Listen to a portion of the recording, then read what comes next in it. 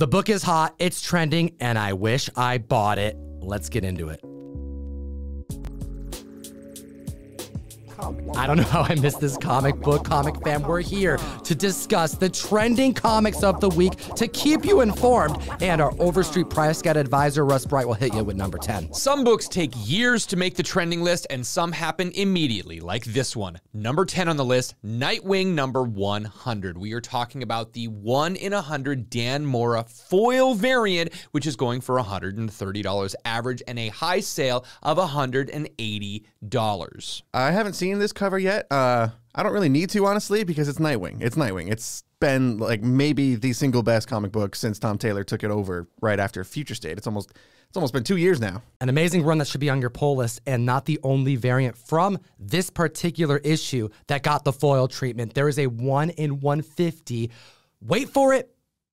Design variant, George Perez style. This right here is the best design variant I have seen in years, and I wish I got it. It's glorious. And if the prices of $250 is too expensive for you, there is a black and white variant that was open to order that's selling on average for under $10. Hit the subscribe button, slap the like button. Did you miss out on Nightwing's variant just like I did? Because these prices are spiking, and I wish I bought it. This one hit me hard because last week while I was watching the first episode of this TV show, I had thought to myself, I really wish I had this comic. This is The Last of Us, American Dreams, issue number 1, here at number 9 on the Trending 10. Over the last year, I have thought on multiple occasions, as I was putting money down on key books, I should get Last of Us, the entire run, the variants. Instead, I bought Dr. Aphra appearances, which I think is a great bet right now because they're selling on the cheaper side. Ezra appearances, just a lot of Star Wars stuff, even Young Avengers. And then now we are left with what's possibly the next Walking Dead, hitting $160 average sales. The most recent 9.8 hit $11.90. The heights this book reached was $1,200, $1,250 at a 9.8. It's essentially staying steady, so strong because the HBO show is impeccable. It's literally shot for shot the beloved game, one of the best games of all time. This is a 133% increase in copies sold. This book also made it onto the Hot 10 list, and since that video dropped, we actually see 3 more copies at a CGC 9.8. We now have 261 in the census. We have 82 copies at a 9.6, 2 more copies than last time we reported, and 1 more copy at a 9.4 for 50 total copies. There were only a little over 6,000 copies of this book released when it first came out in 2013, and I know I had one box customer buying it at my shop. I did not buy any shelf copies, and the only person I know who was getting it with regularity was my buddy Vargo, who was a massive PlayStation fan. It's the only reason he got the comic. I want to know your thoughts in the comment section below. Is it going to go the distance? Are we going to see seasons 2, seasons 3? I think if they keep up with the quality, we may have the next hit zombie show. Now, we're moving on the list at number 8 with spec that moved so much quicker than anyone expected. West Coast Avengers number 1, coming full circle. We're seeing $15 average sales and a recent high sale of $299 for the first full team appearance of West Coast Avengers. There are only 97 copies of this at a 9.8 on the census. We saw an all-time record high of $420 back in September of 2021, which was before the Hawkeye show, but right now it's 1,000% increase because there's more Wonder Man stuff happening, which could push us to seeing the full team coming together. I honestly forgot there was a Wonder Man show happening because we've been spending so much time recently talking about upcoming other shows such as like Agatha or Echo or all these other things and spinoffs that we've been talking about, and Wonder Man just kind of got pushed off into the sidelines. Yo, you cannot underestimate Yahya Abdul-Mateen, Dr. freaking Manhattan. This dude's gonna come in and just slay the role, and we may have a brand new character to many people just become a hit for every single Marvel fan. So last time we talked about the Wonder Man show, production wasn't going to start until late 2023, but now we have news that it's starting in March, and Marvel's going so far as to release a Wonder Man omnibus coming in August of 2023, showing how many eggs they're putting in the Wonder Man basket. Yeah, I don't think they'd do that if they weren't confident / needed to release product to coincide with some type of release that no one was expecting to happen this soon. And yeah, people are specking on West Coast Avengers because Wonder Man is a founding member of that team. team. So in the same way that we have had, for example, an Agatha spinoff out of WandaVision, we could potentially see some sort of West Coast Avengers setup happening throughout the Wonder Man series. If that show does well, it's not completely out of the realm of possibility that we might get a West Coast Avengers series at some point in the future, maybe even a movie. And officially at number 7, I think we have a spec that is a safe bet long-term, or at least James Gunn is making me feel like that, with Fantastic Four number 67, Jack Kirby. What is in that cocoon revealed? You know it be Adam Warlock, and you know Will Poulter is on his way, especially with this shot that we have of him emerging from it. You are correct, Tom. Him does emerge from the cocoon. We have a $1.5 thousand average sale and a recent high sale of a 9.2 for $22.50. This is a Silver Age Fantastic Four book. This is definitely a book that a lot of people have been talking about for a long time, but it's great to see so many copies selling so close to the movie. And it's no surprise then that we see this book spiking again this week because of his upcoming appearance in Guardians Volume 3. We've gotten some confirmation from James Gunn clarifying that, yeah, in this movie, Adam Warlock will be a villain, similar to how he was in the first appearances back in these Fantastic Four issues. Probably we're going to see him realize the error of his ways and switch teams and become more of a good guy as time moves on. But as James Gunn also said in that interview, we will be seeing more of Adam Warlock in the future. So that's what Tom means about him being a safe bet. As long as Will Poulter does him right, and this is an excellent choice for casting done with purpose. We are seeing a 100% increase in copies sold, and that's all across the board. We've got CGC Census information all the way down to a 0.5. There are 6 copies and a recent sale of that at only $79. You can pick up copies for this on the cheap if you just want it in your collection. There's only 13 9.8s on the census, and I suspect it's not just because it's a 12-cent Silver Age book. I think it's because of that white cover. It's so tough. It is, at best, off-white more times than not. Very true. Either way, we won't have to wait too long to figure out what's going on with Adam Warlock. Guardians 3 drops in May, so that's the next movie after Ant-Man next month. And now for your weekly reminder to read your damn comic books. Hit the subscribe button. We're talking about a book that came out 33 years ago, the first appearance of Danny Ketch. Ghost Rider #1 spiking because of a book that needs to be on everyone's pull list. They just concluded volume #2. Ghost Rider from 2022 is one of the best ongoing Marvel reads. This is a story that is superb, but the artwork that is impeccable, disturbing, creature-focused, demonic, supernatural, mature. We've recommended it multiple times, and it's worth every member putting it on their weekly poll. That's true. We talked about this book on the podcast. Way back when we used to do a podcast, we had a whole Ghost Rider section. We got into it for like 10 minutes. It's a good run. I'm surprised. I've never really been drawn to Ghost Rider before, but I took a chance on this new run, and it's great. So, yeah, I will echo Tom's recommendation. You guys need to read this book. And, yeah, here in issue 10, we are getting set up for Danny Ketch, Ghost Rider, to be brought back into the mix as the Ghost Rider, as the Spirit of Vengeance. It looks like maybe even against his will. So we'll see how that plays out. Spoiler warning officially, but we are seeing Danny Ketch be introduced at the end of this issue, and it's been buzzing.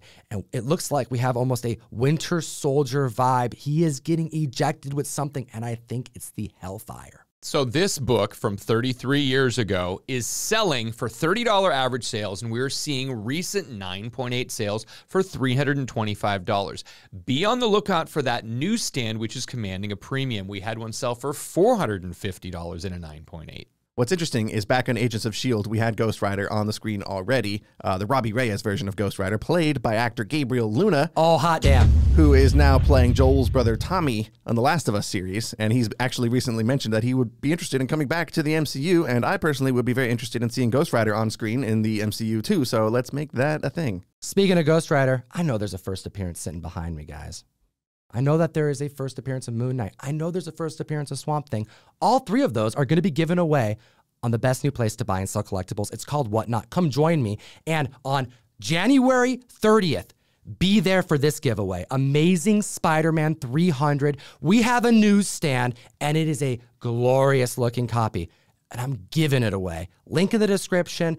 Be there. Click a button and enter to win it. You'll find out in 5 minutes if you did. And it's Sunday when this video comes out, so if it's not Wednesday yet, you need to come to What Not Wednesday, where Tom and I will be here at this table, where we will start auctioning this book right here, starting at $1. This is the first Captain America in the Silver Age, in Avengers #4, where they unthaw him from the ice and he joins the team. This book coming back on the list is making me feel like the collectors may have been onto something since the debut. I think the speculators are getting this one right. We have, at the list at number 5, Strange Academy #1, which debuted in 2020 with a little bit of a rocky start. This book came out right before the shutdown of the industry in early 2020, and the fact that even 3 months later there was still so much buzz is mostly owed to the fact that there were so many new characters in this book. A lot of times you'll have people who will spec on a book because it's a #1, there's a lot of characters in it. But really, when you get something that has a good plot behind it, the train will keep on rolling. We are seeing $100 average sales and a 9.8 high sale of $355. There's a 309% increase in copies sold since last week. And keep in mind, this was on the list last week, and we actually had a 175% increase the prior week. So really, this book keeps moving because of Marvel rumors that we are going to see a live action adaptation. So since we talked about this book last week when it hit number 3 on the trending list, we have an increase of 11 new slabs added to the CGC census. We got 7 of those at a 9.8, so congrats to you 7 lucky people. There were 3 new copies added at a 9.6 and 1 additional 9.4. We saw the record high for a 9.8 hit $525 back in July of last year, which is after the comic boom, which again goes back to what Russ is saying, and this is just a solid book that people really love and that I really need to freaking read. The Selma spec, which initially put this on the list last week, seems like it could be accurate. I mean, we were seeing set photos, but then you also consider things like Black Bolt. Same actor from a failed franchise, reintroduced just last year in Doctor Strange. If they've done it once, they can do it again. You think they're going to leave Anya Taylor-Joy magic off the table?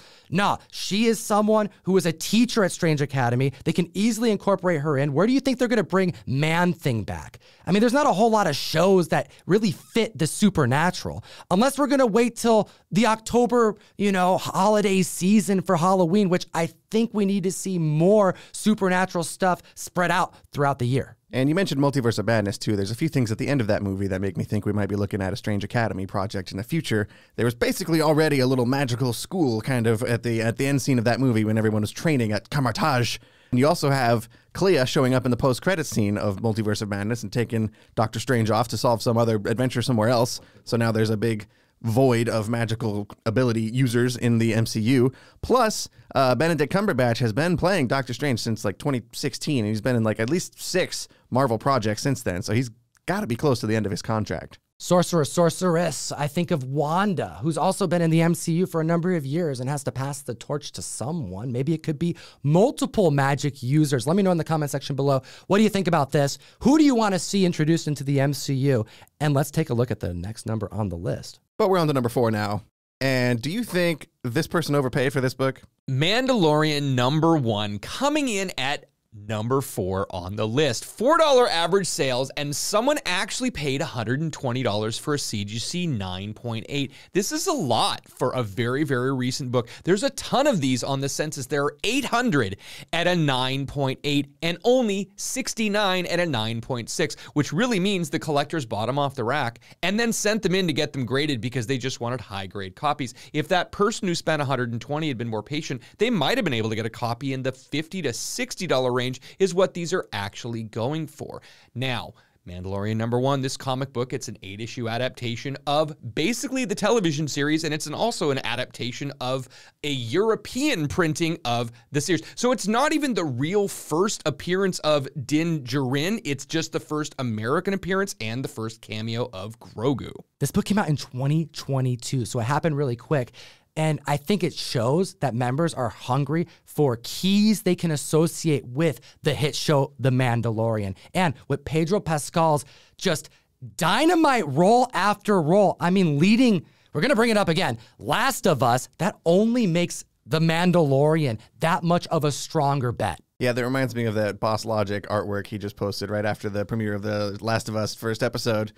It makes sense. We were all thinking it, the comparison between Joel and Ellie and Mandalorian and Grogu, that's basically the same show. It's really weird. For a $4 average sale, this book is available. However, isn't the first time we've seen The Mandalorian with the child.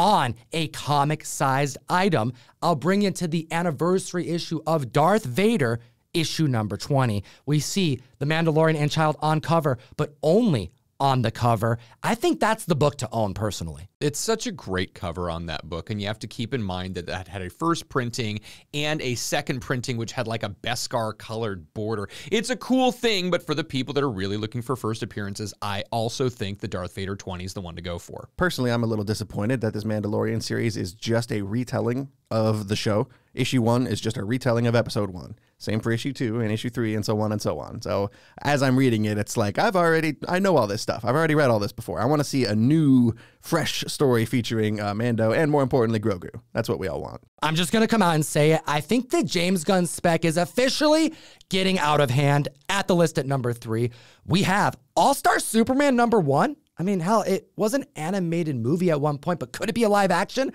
Likely not. James Gunn tweeting out, "The secret to happiness is starting the morning with coffee and comic books." And that comic book is indeed AllStar Superman. You got to look close. You got to know that it's AllStar Superman to really catch it.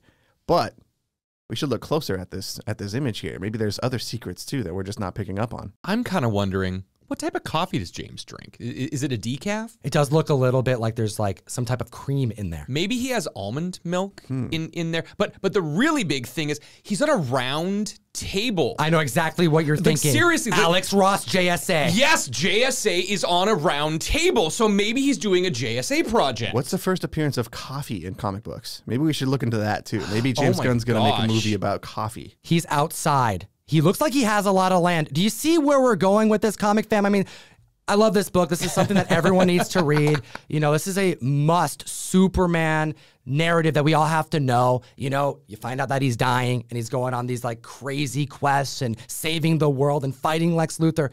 But I legitimately think James Gunn is just showing that he likes to read comic books. He's writing a new Superman movie. And if you're going to write a Superman movie, you'd be smart to read the biggest, importantest, most classicest Superman books ever written. And AllStar Superman is kind of at the top of that list. I personally don't think it's a very good book for newbies, for people who've never really dabbled in Superman. I don't think that's a good one to start with. It's Grant Morrison, and there's a lot of Silver Age and Bronze Age, you know, callbacks. Exactly. It's a very heavy book, and there are certainly better, more new reader-friendly options for a new Superman fan.